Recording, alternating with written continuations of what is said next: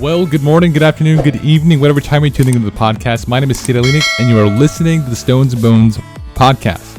Also, for you guys listening on Fallen Hour, you guys are listening to Fallen Hour Radio. And don't be confused about hearing a Stones and Bones podcast. I did not publish it on Fallen Hour Radio on accident. This is on purpose, and I have a good reason. So, before I get into that, if you guys are listening on Fallen Hour, make sure you search us on Facebook, Instagram, YouTube, at Stones and Bones Billings. And if you guys are on Stones and Bones page, make sure you search my podcast at Fallen Hour on YouTube, Facebook, and on the podcasting platforms. That being said, you guys can visit the podcast for Stones and Bones at stones-bones.com. So if you guys are interested in hearing the podcast and seeing me on the podcast and seeing the video version of this podcast, search stones-bones.com. So I decided to publish this on both podcasts because of this reason, and this reason only is we're diving into a series about Egypt, and I am kind of getting into, I think that's kind of a cool idea, is we are getting into strange objects in the world, and it's a good pastime also because I cannot go up to the shop and get a new selection of stones to share with you guys. Is I'm going to start researching strange objects in the world, and I think I'm going to continue this as well when we are able to go back and get more stones from the shop and covering those, as well as their tie-ins with culture around the world, medicine and things of that nature, and some of the metaphysical properties. But also, I am going to start doing things just like this podcast, of where I am diving into strange objects that are found in the world, and some of those tie-ins with culture, some of the beliefs behind it, and where those objects sit right now in the world, whether they're lost in history or if they're in a museum. That being said, today we are talking about Tutankhamun's Death Mask, and this is probably one of the most famous pieces in the world. One of the most famous famous art pieces in the world. The mask belongs to Tutankhamun, the 18th dynasty Egyptian pharaoh. The mask was discovered by Howard Carter in 1925 in what is called Tomb KV62. Also, before we get going here, I want to mention that I am hoping that I keep this podcast going. I am about to be a father again, so that is going to take me out of my house and out of my research and things of that nature. So I'm hoping we continue this podcast and get a second video out before we actually go to the hospital. So that being said, now you know what's going on. Now, this was found in what is now widely known as the Valley of the Kings, and now sits in the Egyptian Museum in Cairo. One of the most famous pieces of art in the world. The mask is interesting, and it looks a lot like Osiris, an Egyptian god of the afterlife. And this is actually one of the things that was mentioned in Howard Carter's journal when he actually found Tutankhamun's tomb. And I believe that he found his tomb before 1925, or he found it in 1925. Anyways, they weren't able to excavate the site until a couple years, because if you guys know anything about Egyptology or people going in to excavate, it takes some time. So they'll find the site, and then from there it takes some time, a lot of time actually, to go in there and excavate, whether they're waiting for new technology, whether they're waiting for approval and things of that nature. It takes some time to actually get these artifacts out of the tomb and into the public eye, into museums. So there's actually a note that he wrote inside of his journal, and I'll read that to you guys. And this was his point of view when he saw Tutankhamun for the first time. And I actually have a photo here from 1925, and I'm going to post that right now. And his note says, "The pins removed, the lid was raised. The penultimate scene was disclosed, a very neatly wrapped mummy of the young king, with golden mask of sad but tranquil expression, symbolizing Osiris. The mask bears the god's attributes, but the likeness is that of Tutankhamun, placed and beautiful, with the same features as we find upon his statues and coffins. The mask has fallen slightly back, thus its gaze is straight up to the heavens." And this was what he was writing in his journal as when he was seeing, after actually he went back, and when he was seeing Tutankhamun for the first time, and it's just a really cool kind of glimpse into his view and his point of view of finding Tutankhamun. And there is more notes, and I'm hoping that I get to those, but I am also planning on publishing a written version of the podcast on the website at stones-bones.com. So if you guys are more of a reader, or if you guys are hearing impaired, I am going to publish a written version of this podcast on the website. Also, I'm going to start dubbing these videos a lot better for you guys, because I've been told that when I say Cdale Enick, I'm actually saying Cdale Edith on Facebook. So I'm going to go back in and edit those past podcasts for you guys, as well as publishing the podcast on the website, as well as my notes and as well as my research. And some of the research I haven't included also on the podcast, I'm going to publish that on the website. And I have a ton of research, a ton of notes, and I'm going to publish those on the website, and also my resources, and give more backstory of an object that I'm talking about on the website. That being said, the mask weighs about 22 pounds and may have originally been intended for a queen who may have been Nefertiti. And the reason they got this is because on the inside of the mask, there was actually an inscription of a name referring to Nefertiti, or another queen of the era. This was theorized after finding a name associated with Nefertiti etched into the inside of the mask. The mask had a lot of feminine details. So there was actually, I believe that when they made the mask, he had Tutankhamun had piercings in his ears. There wasn't any earrings in it. And he had just a lot of femininity, feminine attributes to the mask. And they actually didn't do that for pharaohs. They didn't put the earrings inside of the mask. And I believe that when they were researching the mask and looking at it closely, the mask, there was two portions of the mask. There was the face, and there was also kind of like the headpiece. And there was actually, they believe that those were two separate items. So one was actually for Tutankhamun, and the other one was actually for another pharaoh, another queen, things of that nature. Now the x-rays they took x-rays, showed that the mask contained two alloys of gold, a light 18.4 carat shade for the neck and face, and a 22.5 carat gold for the rest of the mask. Now forgive me if I'm squinting because I don't have my glasses on, because I am facing a window. And the face was King Tut's standard image and was seen throughout the tomb. They also placed his face on the guardians guarding the tomb. So these huge guardians actually had the face of Tutankhamun as well.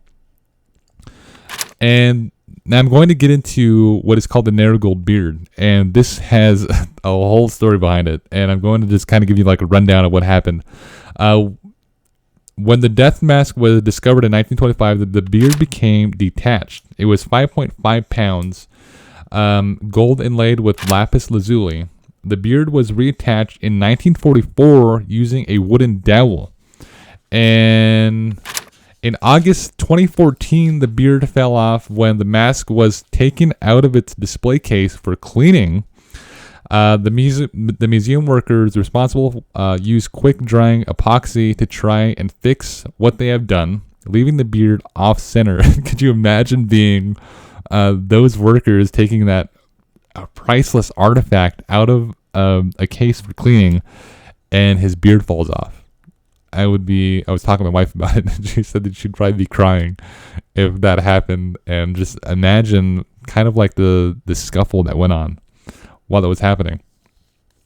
The damage wasn't noticed until 5 months later in January 2015. The mask was then repaired by a German Egyptian team who used beeswax to reattach the 5.5 pound beard, a material used by the ancient Egyptians. Now I have a news clip right here.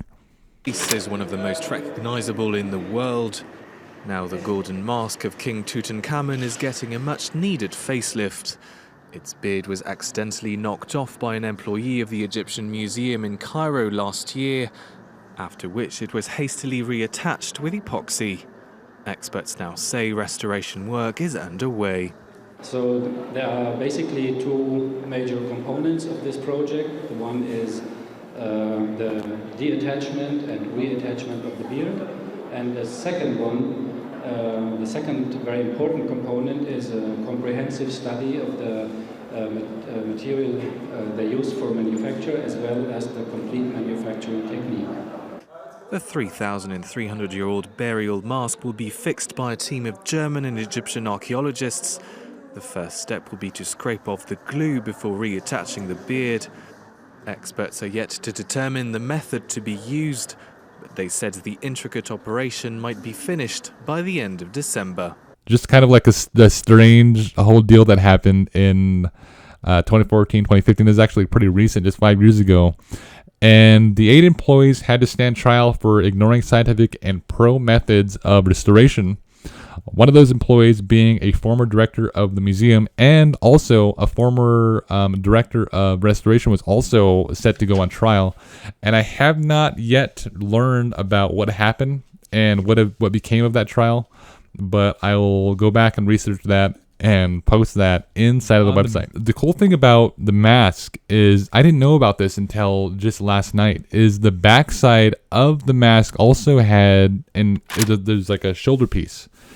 And so there's a mask, and there's a chest piece, and there's a shoulder piece. And on the shoulder piece and the back piece, there's actually a spell in the back that comes from the Book of the Dead. So a spell was inscribed on the back and shoulders. The spell was a protection spell out of the page 151 of the Egyptian Book of the Dead. The Book of the Dead was a funerary text placed in the coffin or tombs of the dead.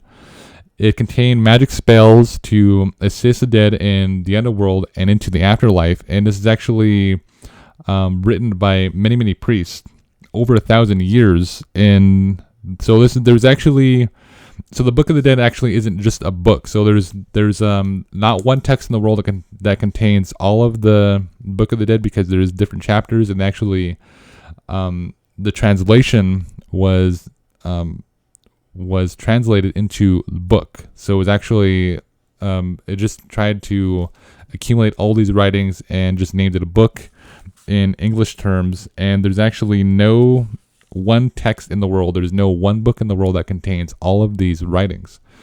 And these were written over thousands of years by many priests, and they were put inside tombs and the burial sites and inside of the coffins. And I actually have the spell that was on Tutankhamun's on the back piece. And I'm going to, now there's a few phrases in here that I'm going to read, and so I'm going to read this out, and then I'm going to go back and give you guys a rundown of basically some of the meanings behind some of the words that are kind of strange, and give you kind of like a backstory. This is a spell. Thy right eye is the night bark of the sun god. Thy left eye is the day bark. The eyebrows are those of the Enick of the gods. Thy forehead is that of Anubis. The nape of thy neck is that of Horus. Thy locks of hair are those of Ptah Soker. Thou art in front of Osiris, Tutankhamun.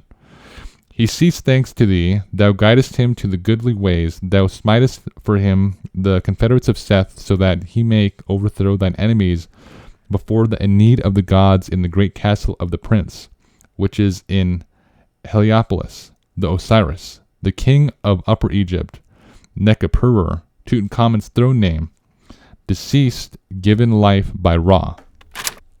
So there's a couple things in there, and he says, thy left eye is the day bark, thy eyebrows are those of the Enick.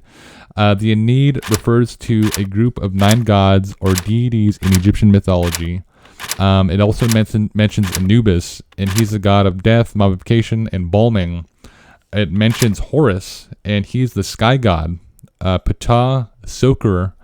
There was actually in this time when Tutankhamun was dead, when he died, there was only a combination of 2 gods, and now they have a combination of 3. And I'll get that in a second. So this one is Ptah Soker, combination of two gods. Ptah, creator of god of Memphis, often depicted as a mummy holding a staff. Soker, and he's a second god mentioned in there, and he's a Memphite god of craftsmen. Later, this was changed to Ptah Soker Osiris. They started combining three as a number of plurality. Osiris, king of the dead. The dead wanted to join Osiris. It also mentions Seth, god of war, chaos, and storms, and Ra, also spelled R-A. There's actually spelled R-E inside of the backplate, and he is the sun god. And all of these were mentioned inside of the spell, and they give these spells out to help guide the pharaoh in the afterlife. And the reason they make it gold and inscribe it with spells and things of that nature is to give, and also put semi-precious gemstones inside of the mask, is to give the pharaoh kind of like a god-like appearance when he's in the afterlife, so he actually gets through the afterlife more smooth. And he meets a lot of these other gods in the other underworld, whether that's Anubis and Mot, and he meets these gods, and they decide whether or not he is going to the afterlife. And it's just a really cool kind of way that this was described in the Egyptian texts. And we actually did a book. We actually did a art piece of this, and we actually did the Book of the Dead. And if I have a picture here, I'll show it to you guys. This is actually still for sale at the Stones Bones Rock Shop. And so if you guys are interested in this object, inbox a page. But I actually did an art piece of this where I wood burned this and wood burned the Egyptian Book of the Dead onto a wooden box, and it took me hours and hours and hours, and just a really cool piece. Now, let's get into some of the stones that were actually encrusted into this mask. A really, really cool, and they didn't put these into things like this lightly, because these stones had to have had a really kind of like a really close meaning to the heart, really close meaning to the pharaoh, to the people of Egypt, and these were praised inside of Egypt. So lapis lazuli aligned the eyes and the surroundings. So there's actually the lines coming in. You guys know the image of the pharaoh and his eyes. Those were lapis lazuli surrounding. Fine pieces of lapis comes from Afghanistan, but many texts from ancient Egypt say it was obtained in Western Asia. Lapis was prized by the pharaohs. One of the earliest stones to be carved, and metamorphic rock.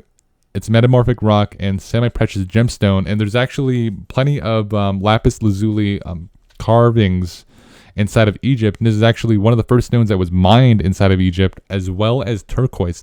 These are two of the most, probably the oldest stones that were ever mined in the world. Now we had quartz eyes. He had obsidian pupils, and the sources of obsidian are just outside of Egypt. Many objects were produced in Egypt using obsidian. And if you guys are into Egypt, you guys know that a lot of the dark objects that were carved in Egypt were made of obsidian. And this is actually one of the more popular stones that were they used for carving and ornaments. Cornelian, one of the oldest gemstones mined in Egypt. Cornelian was used to make the dyed pillar amulet, and this is the one I was talking about. So this is actually kind of the reason I want to start doing more podcasts just like this one, because there was a dyed pillar amulet that was made. Ancient Egyptians believed this amulet to preserve and promote stability in its wearer. And this is a famous piece. And this is the reason I want to get into researching some of these strange objects that are out there in the world, because there are objects just like this one.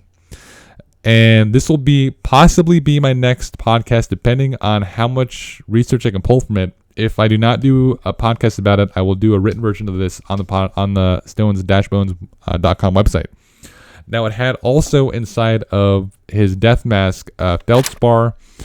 And here is another one that I just recently did a podcast about, turquoise. Now, turquoise was prized by royalty, prized by the pharaohs, and called the holy stone that brings luck. Was so important. Turquoise had its own goddess, Hathor, and Hathor was a cow goddess and mother, wife, and daughter of the sun god Ra. She was known as Lady Turquoise, Mistress of Turquoise, and Lady of Turquoise Country. Hathor was the protector of the desert region where turquoise was mined, and actually when the pharaoh was mining turquoise, he actually found a huge amount of stones out there inside of the Sinai Peninsula, around the Sinai, Mount Sinai. And this was where he was mining a lot of his turquoise, a lot of his rose quartz, a lot of his amethyst, and malachite was coming out of the desert. And he would, I mentioned this 2 or 3 times in the last few podcasts, is he would actually commission these expeditions into going out and mining these, and he would use different stones for different things, like amethyst he would give out for good deeds on his court. Rose quartz, I believe, would attribute ownership, and turquoise was prized by the pharaohs and also was used as insurance for property and things of that nature. And also found on the mask was Amazonite, which the ancient Egyptians used to make jewelry. And a lot of these stones weren't put on these objects very lightly. These had to be very prized stones to the Egyptians, and a really, really cool finding overall. That being said, I have plenty of notes here, and I'm going to publish these also on the website. So if you guys are able to go to the website, go to stones-bones.com. And if you guys are listening on Fallen Hour Radio, make sure you guys visit us on Stones and Bones Billings on Facebook, Stones and Bones Billings on Instagram and YouTube. And I will see you guys very, very soon. I'm going to start researching my next podcast right now and going to get that out to you guys very, very soon. That being said, my name is Enick, and you guys are officially listening to the Stones Bones Podcast.